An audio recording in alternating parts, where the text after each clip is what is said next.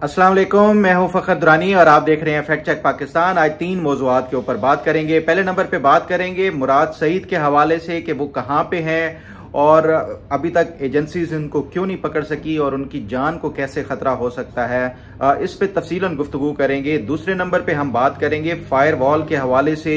अगले 4 दिनों में मेरी इतलात के मुताबिक फायरवॉल बाकायदा तौर के ऊपर पाकिस्तान भर के इंटरनेट सर्विस प्रोवाइडर्स और उसके साथ साथ टेलीकॉम कंपनीज के ऊपर फुली एक्टिव हो जाएगा। 4 दिनों में इसका जो लास्ट स्टेज है कि टेलीकॉम ऑपरेटर्स या टेलीकॉम कंपनीज उनके ऊपर ये बाकायदा इसकी इंस्टॉलेशन का काम फाइनल स्टेजेस में है। ये फायरवॉल कहाँ से खरीदी गई, ये फंक्शन कैसे करेगी, किन किन लोगों को टारगेट किया जाएगा और आम लोग इससे कैसे मुतासिर होंगे और उनकी कैसे निगरानी होगी, इस पे भी तफसीलन गुफ्तगू करेंगे। और तीसरे नंबर पे हम बात करेंगे पीटीआई का आज इस्लामाबाद संजानी के मकाम के ऊपर जलसा है। उस जलसे के ऊपर ये फायरवॉल कैसे ऑपरेट की जाएगी और उसके साथ साथ ये जो पीटीआई का जलसा है क्या कामयाब होगा या नाकाम होगा, इस पे भी तफसीलन गुफ्तगू करेंगे। सबसे पहले बात कर लेते हैं मुराद सईद के हवाले से। मैं पिछले कोई 5-6 प्रोग्राम्स में मुझे काफ़ी दोस्तों के आपके जो कमेंट आते हैं उनमें ये कहा गया मुझसे कि मुराद सईद के हवाले से आप कोई इन्फॉर्मेशन निकालें और इस हवाले से बात करें कि अपडेट क्या है। मुराद सईद को अभी तक एजेंसीज क्यों नहीं पकड़ सकी। नंबर 1 एजेंसी ISI है जो कि ये कहा जाता है कि वो जितने भी इंटेलिजेंस के मामलात हों उसमें बहुत आगे है, वो अभी तक नाकाम क्यों है। मुराद सईद छुपे हुए कहाँ पे हैं और उसके साथ साथ अभी तक वो रूपोश कराने में उनकी मदद किसने की है। तो इस हवाले से मैंने अपने तौर के ऊपर पहले भी ऑलरेडी कुछ प्रोग्राम्स में जिक्र किया था कि मुराद सईद का जो एग्जिट है, जो उनका रिकॉर्ड हमें जो इंटीग्रेटेड बॉर्डर मैनेजमेंट सिस्टम होता है उसमें रिफ्लेक्ट होता है कि पाकिस्तान से बाहर जो भी शख्स जाता है उनका रिकॉर्ड आ जाता है, उनकी एग्जिट का भी और एंट्री का भी। तो मुराद सईद का पाकिस्तान से बाहर एग्जिट कहीं भी रिकॉर्ड नहीं आ रहा था। इसका मतलब ये था कि वो या तो पाकिस्तान में कहीं छुपे हुए हैं, किसी ट्राइबल एरियाज में हो सकते हैं या सेटल्ड एरियाज में भी हो सकते हैं। जिस तरह आपने देखा कि बाकी पीटीआई के रूपोश रहनुमा थे, चाहे वो हमाद अजहर हों, मियाँ असलम इकबाल हों, इस तरह के और दीगर जो रूपोश हो गए थे वो तमाम सामने नमूदार हुए। कुछ ने अपनी राहदारी जमानतें करा के, वो मियाँ असलम इकबाल ने पेशावर हाई कोर्ट से करवा के वो लाहौर आए। इसी तरह हमाद अजहर हैं, उन्होंने भी इसी तरह राहदारी जमानतें और जो अबूरी जमानतें हैं वो करा के कुछ अरसे के लिए सामने आए, फिर रूपोश हो गए। जब ये दोबारा से घेरा तंग हुआ पीटीआई और इमरान खान के खिलाफ, खासतौर के ऊपर 9 मई के बाद। लेकिन मुराद सईद वो वाहिद शख्स है पीटीआई का जो कि अभी तक कहीं भी नमूदार नहीं हुआ। अभी पिछले दिनों कोई एक मीडिया के ऊपर खबर ज़रूर चली है इस हवाले से कि मुराद सईद इस टाइम फुली वो जो खैबर पख्तूनख्वा की गवर्नमेंट है उसमें ऑपरेट कर रहे हैं, उनको पीछे से बैठ के डिक्टेट कर रहे हैं किसको निकालना है, किसको लाना है, काबीना में किसको लाना है, वो तमाम तर चीज़ें। और उसके साथ साथ जो खैबर पख्तूनख्वा के कुछ ऐसे जो रहनुमा जिनको कुछ शिकायत थी ख़ासतौर के ऊपर कि उनको चीफ मिनिस्टर के वो कैंडिडेट थे लेकिन उस टाइम सूबाई हुकूमत की टिकट नहीं दी गई थी। तो ये तमाम तर मामलात के हवाले से पिछले दिनों खबर आई मुराद सईद के हवाले से कि वो सारा कुछ अली अमीन गंडापुर के साथ मिलके ऑपरेट कर रहे हैं, खैबर पख्तूनख्वा की गवर्नमेंट। इस हवाले से मैंने मुख्तलिफ अपने ज़राए और उनसे पूछा कि मुराद सईद का आखिर क्या वजह है। आपने देखा कि हसन न्याजी जो इमरान खान के भांजे थे वो भी काफ़ी अर्सा 9 मई के बाद रूपोश थे, लेकिन उसके बाद जब ये जो टेक्नोलॉजी की उसके ज़रिए मॉनिटरिंग या उसके ज़रिए वो नहीं पकड़े गए, तो फिर उसके बाद ये हुआ कि ह्यूमन इंटेलिजेंस के ज़रिए हसन न्याजी को पकड़ा गया। एबटाबाद में वो छुपे हुए थे, अब उनका मिलिट्री कोर्ट में ट्रायल और बाकायदा मिलिट्री की तहवील में है हसन न्याजी। तो ये तमाम तर वो लोग हैं जो कि हार्ड कोर पीटीआई के जिनका सर फहरिस्त हैं, जो कोर कमेटी के मेंबर हैं, वो रूपोश हैं, सब सामने आए लेकिन मुराद सईद नहीं आया। इस पे फिर मुख्तलिफ ज़राए से बात की। जो एक अब लेटेस्ट इस पे अपडेट है, मैंने इन्फॉर्मेशन पूछी किसी अहम सोर्स से, तो वो ये बताते हैं कि इस टाइम मुराद सईद जिनके पास हैं, अगर जो इंटेलिजेंस एजेंसीज हैं या फौज किसी ऑपरेशन के ज़रिए, किसी कोवर्ट ऑपरेशन के ज़रिए वो उनके पास उनको अरेस्ट करने के लिए जाते हैं, तो ये ख़तरा है कि वो मुराद सईद को मार देंगे और फिर उसका इल्ज़ाम फ़ौज के ऊपर आएगा। यही वो वजह है कि जो फ़ौज है वो एक्सेस उनको कुछ इन्फॉर्मेशन है इस हवाले से कि वो कहाँ पे और किसके पास हैं, लेकिन मसला वही है कि वो अगर उनको पकड़ने जाते हैं तो फिर ये इसका एक बड़ा कोई वो हो सकता है, काउंटर प्रोडक्टिव भी हो सकता है कि जिनके पास वो मुराद सईद हैं वो उसको मार सकते हैं और फिर पूरा इल्ज़ाम फ़ौज के ऊपर आ जाएगा। इस वजह से फ़ौज उनके ऊपर हाथ नहीं डाल रही। तो फिर इस हवाले से मैंने मुख्तलिफ और ज़राए से पूछने की कोशिश की कि इस बात का ये क्या मतलब है कि मुराद सईद को अगर पकड़ने जाते हैं तो उनको मारा जा सकता है, और यही वजह है कि वो फिर फ़ौज उनके ऊपर जो उनको पकड़ने के हवाले से मज़ीद कोई इस तरह का वो नहीं कर रही। तो जो मुख्तलिफ 2-3 ज़राए से बात की वो ये कहते हैं कि ये गालबन मुराद सईद इस टाइम तालिबान या उनके साथ हैं या उनके पास हैं, और अगर ये कोई फ़ौज इस तरह का कोई ऑपरेशन करके उनको पकड़ने की करती है तो शायद उनकी जान जा सकती है। तो ऐसा अभी फ़िलहाल कोई ये रिस्क नहीं लिया जा रहा, लेकिन ये कि वो पाकिस्तान से बाहर नहीं है, वो हैं पाकिस्तान में ही। मसला और दिक्कत यही है कि वो उनको पकड़ने के लिए बहुत ज़्यादा ये काउंटर प्रोडक्टिव हो सकता है, जिसकी वजह से अभी हाथ नहीं डाला जा रहा। बहरहाल इस पर मज़ीद भी मैं जो इन्फॉर्मेशन और अपडेट होगी वो ज़रूर आपके साथ शेयर करूँगा। आप ज़रा बात कर लेते हैं जो काफ़ी अरसे से आपने देखा कि पाकिस्तान में एक फेज़ ऐसा भी आया कि इंटरनेट बिल्कुल डाउन हो गया था। व्हाट्सएप के ऊपर आपकी ऑडियो मैसेज तक नहीं ओपन हो रहा था, वीडियोज़ और फोटोज़ तो दूर की बात है। इंटरनेट ओवरऑल स्लो डाउन हो गया था, कोई वेबसाइट प्रॉपरली नहीं खुल रही थी, जो खुल रही हैं अब तो फिर VPN के ज़रिए खुल रही हैं। तो ये जो फायरवॉल के हवाले से इस पे मैंने पहले भी मुख्तलिफ अपने वीलॉग्स में जिक्र किया हुआ है कि पहले जो पाकिस्तान में ये जितनी भी वो मॉनिटरिंग की जा रही थी या जो कंट्रोल किया जा रहा था सोशल मीडिया को, वो पहले एक कैनेडियन बेस्ड कंपनी थी सैंडवाइन, उनका एक सॉफ्टवेयर डीप पैकेट इंस्पेक्शनिंग के ज़रिए वो किया जा रहा था। फिर उसके बाद हमने देखा कि कुछ अर्से के लिए स्पेसिफिकली ट्विटर वो डाउन हो गया था पाकिस्तान में और ट्विटर को इन्होंने बिल्कुल बंद कर दिया था ऑलमोस्ट। तो उस पे इन्होंने एक और डिफरेंट टेक्नोलॉजी इस्तेमाल की थी, HTTPS जियो ब्लॉकिंग एक वो थी, उसके ज़रिए इन्होंने सारा इंटरनेट को वो ब्लॉक किया हुआ था पाकिस्तान में। तो ये पहले जो फायरवॉल से पहले के जो मैकेनिज्म थे वो किए जा रहे थे। अब जो मेरी इतलात हैं मुख्तलिफ सोर्सेज से जो कि इसके ऊपर ना सिर्फ वो पूरी तरह इन्वॉल्व हैं बल्कि उनको तमाम इन्फॉर्मेशन है, उनके मुताबिक ये बताते हैं कि इस टाइम जो अब फायरवॉल वो किया जा रहा है। फायरवॉल एक नाम है बुनियादी तौर के ऊपर, अब जो है एक वेब मैनेजमेंट सिस्टम पूरा का पूरा इंस्टॉल किया जा रहा है और ये एक कम्प्रिहेंसिव किस्म का एक सिस्टम लाया गया है। जो इतलात हैं वो ये हैं कि ये चाइनीज़ उसके हैं, टेक्नोलॉजी के हैं, और चाइनीज़ का जो फायरवॉल का सिस्टम है वो सबसे इस टाइम कहा जाता है कि वो इफ़ेक्टिव तरीन सिस्टम है जो फायरवॉल के हवाले से। तो ये इसमें मुख्तलिफ मैकेनिज़्म तैयार किए गए हैं। ये सोशल मीडिया की जो ट्रैफिक है, ट्रैफिक को ब्लॉक करने के लिए अलहदा से मैकेनिज़्म किया गया है, उसके साथ साथ कंटेंट को ब्लॉक करने के हवाले से अलहदा से वो एक सिस्टम किया गया है।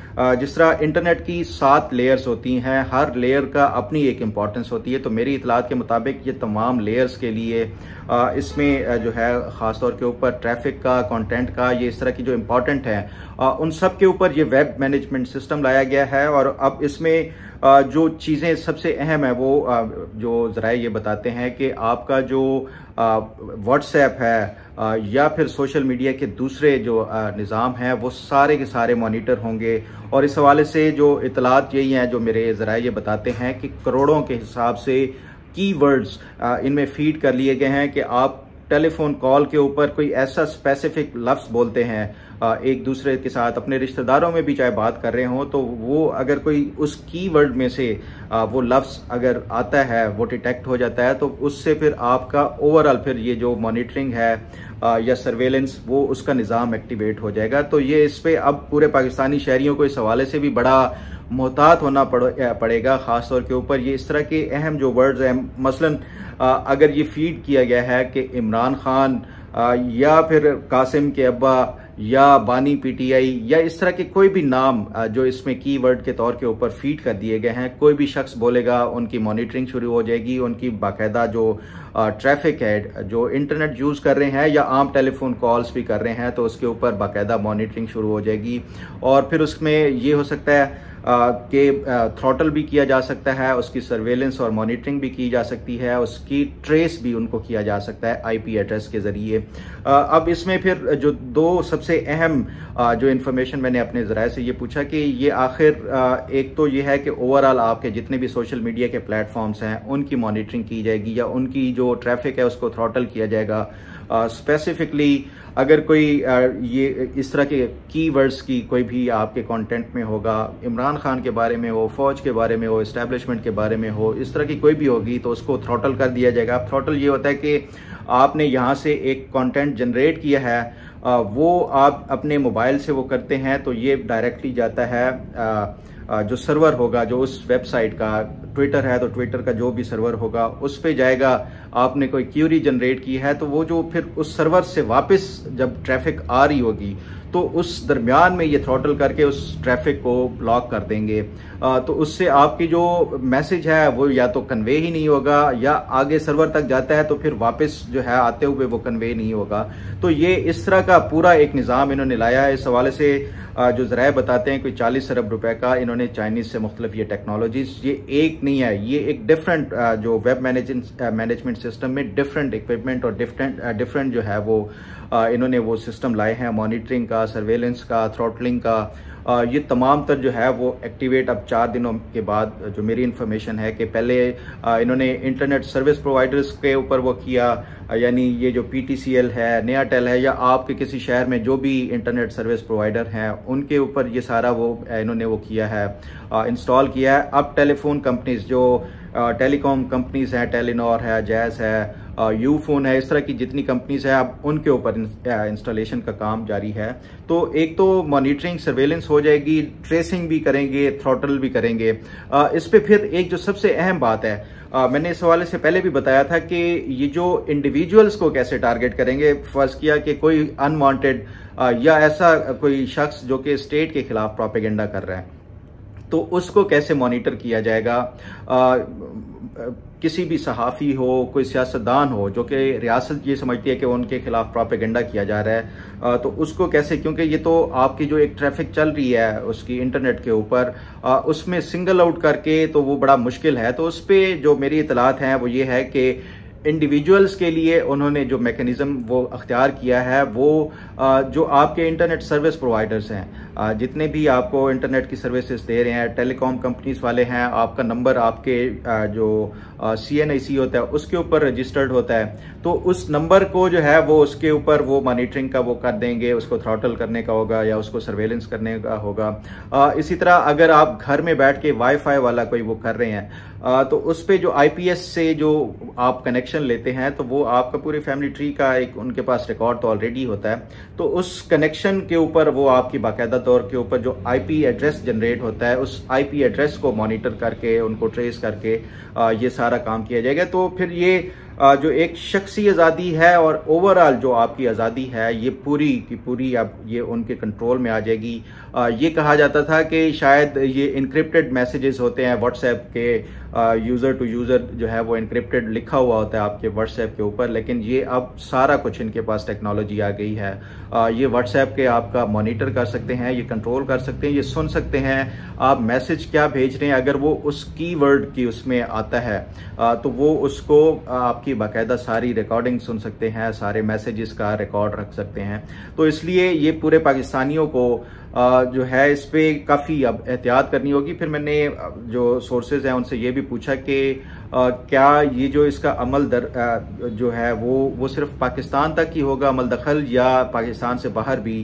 तो सोर्सेज ये बताते हैं कि जो आपका कंटेंट जनरेट होके यहाँ से पाकिस्तान से अपलोड हो रहा होगा, यानी आप ट्विटर यहाँ पे बैठ के यूज़ कर रहे हैं तो यहाँ से अगर जो भी वो IP एड्रेस से वो होगा तो वो सारा उसका आगे जाएगा ही नहीं, इंटरनेट के ऊपर ही नहीं जाएगा। तो वो फिर ये जो कि दुनिया भर में क्या मुतासर होगी या नहीं, तो वो सवाल ही नहीं पैदा होता। फिर उसका जो एक सोल्यूशन है वो VPN के ज़रिए लोग अब भी कर रहे हैं। तो मेरी इतलात के मुताबिक ये जो फ्री वाले जितने वीपीएन्स हैं वो उनके ऊपर भी इनकी क्योंकि वो उसके ऊपर वो सिक्योरिटी की वो लेयर्स या वो प्रोटेक्शन नहीं होती, तो वो या तो इन फ्री जो वीपीएन्स हैं उनको ब्लॉक कर देंगे। तो आप उस पर फिर यही सोल्यूशन हो सकता है कि आप अच्छे वाले जो सब्सक्राइब करके कोई वीपीएन लेते हैं तो वो उससे फिर शायद आपका जो ये जो एक फायरवॉल का वो आ रहा है उससे प्रोटेक्शन हो सकती है। अदरवाइज ये पाकिस्तान में अब ये इंटरनेट के ऊपर सर्वेलेंस का बड़ा अहम एक जो है वो इस पे वो होगा। फिर मैंने सवाल ये भी पूछा कि इससे तो फिर आपका जो ऑनलाइन ये जो बिजनेस है या फिर उसके साथ साथ जो आपके सॉफ्टवेयर हाउसेज हैं या इस तरह के ये जितने ये भी मुतासर होंगे। तो उस पर मुख्तलिफ ज़राए ये बताते हैं कि ये ऑनलाइन वाला या फिर ये जो ये बड़ी बड़ी ये सॉफ्टवेयर कंपनीज हैं जिनका इंटरनेशनल इसमें वो होता है, तो वो ऑलरेडी उनका एक अपना एक सर्वर सिस्टम और अपना जो है ये वीपीएन के जरिए ही वो होता है। क्योंकि ये जो जितनी भी कंपनीज के साथ कॉन्ट्रैक्ट किया जाता है वो वैसे भी इनसिक्योर इस तरह की जो है वो उसके जरिए सर्विसेज वो नहीं देते, तो वो वैसे ही ऑलरेडी प्रोटेक्टेड होते हैं, वीपीएन भी यूज कर रहे होते हैं, तो वो ज्यादा इतना कोई इफेक्ट नहीं होंगे उनके इफेक्ट जो उस पे ये जो इसका वो कर रहा है फायरवॉल वाला। बहरहाल इस पे मजीद जो भी अपडेट और इन्फॉर्मेशन हुई वो आपके साथ जरूर शेयर करूंगा। उम्मीद है आपको थोड़ा बहुत अब ये जो फायरवॉल के हवाले से कुछ अंदाजा हो गया होगा कि ये कितना इफेक्टिव होगा और कितना ज्यादा आप बाज़ औक़ात कैजुअली अपने दोस्तों से उनसे बातचीत करते हुए कोई इस तरह की बातें कर जाते हैं जो कि बाद में अब ये इस फायरवॉल के बाद मुश्किल में भी आ सकते हैं। तो इसलिए आपको इस पे काफ़ी अब जो इस पे आपको वो करना होगा, एहतियात करना होगा और मोहतात रहना होगा। ये जितनी भी इंटरनेट के ऊपर कन्वर्सेशन है इस हवाले से जो भी अपडेट और इन्फॉर्मेशन हुई उस पर आपको ज़रूर अपडेट करूँगा। अब बात कर लेते हैं पीटीआई के जलसे के ऊपर और क्या ये जो पीटीआई के जलसे के ऊपर भी ये मुतासर होगा ये जो आज हो रहा है ख़ास तौर के ऊपर फायरवॉल की वजह से। तो इस पे मैंने ज़राए से ये बात की तो वो ये बताते हैं कि ये इस तरह की इंटरनेट के हवाले से जो भी जो एक्टिविटी होगी, क्योंकि पीटीआई का एक शुरू से एक खासा है कि वो ग्राउंड के अलावा जो इंटरनेट है या ऑनलाइन स्पेस है उसके ऊपर उनकी डोमिनेंस है। तो उस पे ये काफ़ी ज़्यादा बयानियाँ बनाते हैं सोशल मीडिया के ऊपर। उस हवाले से जो मेरी इन्फॉर्मेशन है वो ये कहते हैं कि अब इस तरह की जितनी भी एक्टिविटीज़ होंगी पीटीआई की उसको काफ़ी हद तक ये काउंटर किया जा सकेगा इस फायरवॉल के बाद। और हो सकता है कि ये जो आज का जलसा है उसका भी वो कोई उस तरह इम्पैक्ट या जो वो नहीं हो ऑनलाइन ख़ास तौर के ऊपर, जिस तरह पहले ये होते थे कि ये ऑनलाइन भी जलसे और ये सारा कुछ वो करते थे। अब जो है अनलेस कि ये कोई बड़े अच्छे किस्म के वीपीएन्स और वो यूज़ करें तो उससे कोई थोड़ा बहुत ये हो सकता है। अदरवाइज ओवरऑल जिस तरह आम शख्स है वो एक आम यूज़र है वो तो कोई इतने अच्छे या बड़े कोई वीपीएन्स इस्तेमाल नहीं करते, तो फिर ये आम जो पार्टी के ऑफिशियल है उनके पास तो अच्छे वीपीएन्स भी हो सकते हैं, बाकी टेक्नोलॉजी इक्विपमेंट उसको बाईपास करने के लिए वो तो कर देंगे। लेकिन अगर जो आम शख्स है किसी शहर में बैठा है वो पीटीआई के हक में कोई वीडियोस अपलोड करता है, इस जलसे के बारे में कोई बात करता है, तो वो जो है वो काफ़ी हद तक मुतासर होंगे। तो इससे ओवरऑल पीटीआई के ऊपर ये ख़ास तौर के ऊपर जो ऑनलाइन एक्टिविटी है उस पर काफ़ी इम्पैक्ट पड़ेगा। और साथ ही फिर मैंने ये जो इस जलसे के हवाले से कि क्या तैयारियां हैं मकामी इंतज़ामिया से भी पूछने की कोशिश की, क्योंकि आज जलसा है। आपने देखा कि खैबर पख्तूनख्वा से अभी से ही काफ़िले चले हुए हैं। अब देखना ये होगा शाम को कि क्या उसके ऊपर कोई लोगों का वो रहा है पार्टिसिपेट किस हद तक किया गया है। क्या ये सिर्फ जो खैबर पख्तूनख्वा की गवर्नमेंट स्पॉन्सर्ड जो एक वो रैलीज और वो आ रही हैं वो ही हैं, क्योंकि हर एमपीए और हर एमएनए को ये टारगेट दिया गया है, वो तो एक अपने तौर के ऊपर होगा। इसमें आम आदमी किसी घर मोहल्ले से जो एक आम लोग हैं वो कितने वो कर रहे हैं। इस पे जब शाम को जलसा होगा तो मेरी आज ये कोशिश होगी कि शाम को इस हवाले से भी मज़ीद अपडेट करूं और जलसे के हवाले से भी जो इन्फॉर्मेशन होगी वो ज़रूर आपके साथ शेयर करता रहूँगा। उम्मीद है आपको आज का प्रोग्राम पसंद आएगा। अल्लाह ताला आपका हामी नासिर हो। अल्लाह हाफिज़।